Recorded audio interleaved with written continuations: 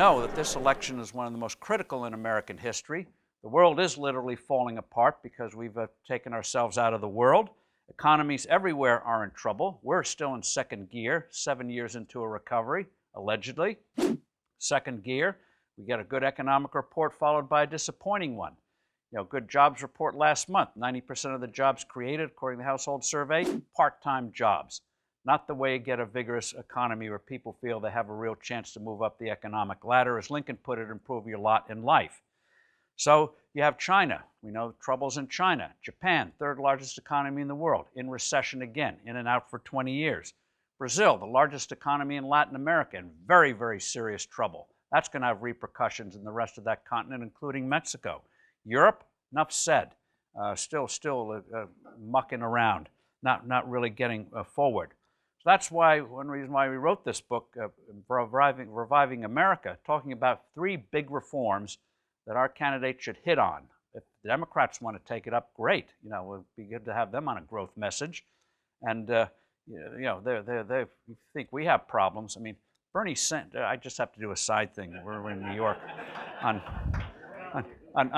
Bernie Sanders. I mean, the guy calls himself a socialist. As you know, around Vermont, you have Republicans, Democrats, and when he runs, it's socialist. It's not an epithet. He calls himself a socialist, and he's a real one.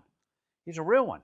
As you know, when he got married before the end of the Cold War, before the fall of the Berlin Wall in the 1980s. He got married, and he went on his honeymoon to Moscow. I mean, Moscow, before the fall of the Berlin Wall, was one of the ugliest, dreariest, drabby cities in the world. And that's where he went. He went there voluntarily. He wasn't kidnapped. I mean, he went there. And here in New York City, we have a far-left mayor, Bill de Blasio. We call him Bolshevik Bill. But when Bolshevik Bill got married, at least he went to Havana, where the weather is warm and you have beaches. Bernie Sanders went to Moscow, dreary places around Moscow. So they're lurching far in Netherlands. And a great opportunity, target of opportunity. Hillary Clinton is trying to win by saying she's a sane version of socialist Sanders. There's no such thing. So the opportunity is huge. The stakes have never been really higher. In the 70s, we nearly lost it, but Reagan turned it around. We saw what happened in the 1930s. When you have bad economies, it leads to ugly politics. You see it playing out everywhere. So in terms of the 3 big issues, obviously there are a lot of other things we have to do, but you have to have priorities and focus on 3 big ones. One, of course, we start with health care. Why health care? Because it's the most personal issue possible, more than taxes or anything else. It's also 20% of our economy. And no one is happy with the system that we have today. Too often, when you go to a hospital, you wonder, do the hospital, they have these people called hospitalists. The hospitalists talk to each other. The specialists talk to each other. When you tell them, don't give your aunt a certain medication, and then end up giving her the medication, oh, there was some mistake.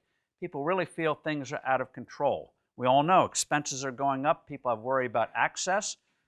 We had problems before Obamacare, but it was problems that led to Obamacare, which doubled down on all the flaws with the system.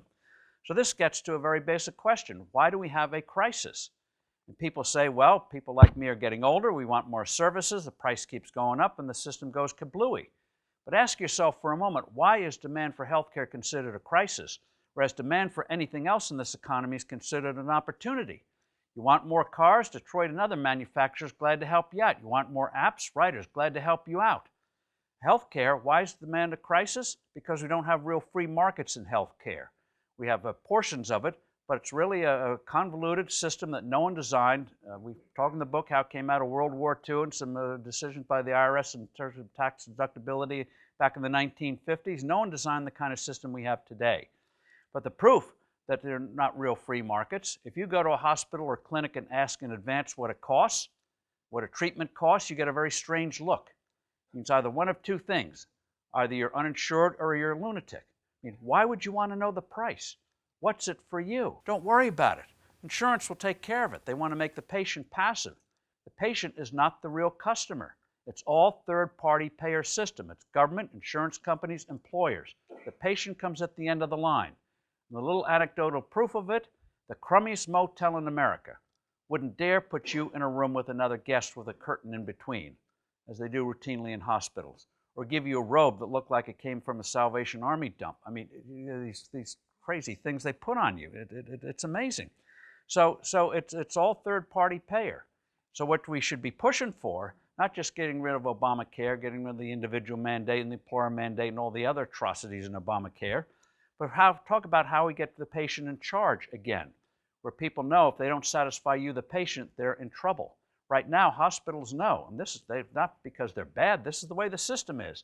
Their revenue depends on how they negotiate with the insurance companies, how well they negotiate with the government, not how they satisfy you as a patient. You don't count as a patient the way the system is today.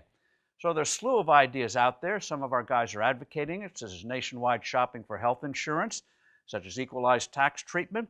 How about advocating price transparency? Medicare could do this with a decree tomorrow. Every hospital and clinic must post online prices for every treatment and service. Some hospitals charge $2,000 for an MRI, some $500. As people get hit with more and more of these deductibles, like Obamacare's bronze plans, low price because of subsidies, but heck, with a $5,000 or $50,000 deductible means you don't get medical care anymore. So people are conscious of what these things. Have it out there. How about another piece of transparency? How about hospitals posting each month how many patients die from infections received after they went into the hospital, not before? Very, very telling. Very telling. You should be able to choose your own policy. Let's step on some other toes. Most states, 36 states, have variations of what they call certificates of need. In other words, you got to get permission from the bureaucracy to set up a healthcare facility. Now, who are here in New York? Marriott did not need a certificate of need when they put a hotel across the Waldorf Astoria. They just did it. Starbucks does not need a certificate of need and wants to put a shop near Dunkin' Donuts. They just do it and see how it works. Why can't you open it up for health care? Get real competition. Get real where they know they have to go after you, the patient. And in terms of safety nets, instead of the hodgepodge system today, you can have effective, we haven't had them yet, states have tried it, effective high-risk pools for people for whatever reason can't get coverage and do it. We do it with food. I mean, the government's already too much involved in agriculture, but government does not run agriculture. If it did, we'd have no more obesity. We'd all be starving if it ran. They tried it in China and Russia. It did not work very well decades ago. So agriculture produces the food. Private companies process the food. Truckers and others deliver the food. Grocery stores, hotels, and others sell the food. And people have problems. We have everything from food stamps to food banks to deal with it. Why in the world can't we do it the same thing in healthcare? So they got to get beyond just simply saying repeal Obamacare. That's just the beginning. What are the exciting things we're going to do? Put you, the patient, in charge, where you have the resources. You make the calls in a way that Obama promised and never delivered. Make it exciting.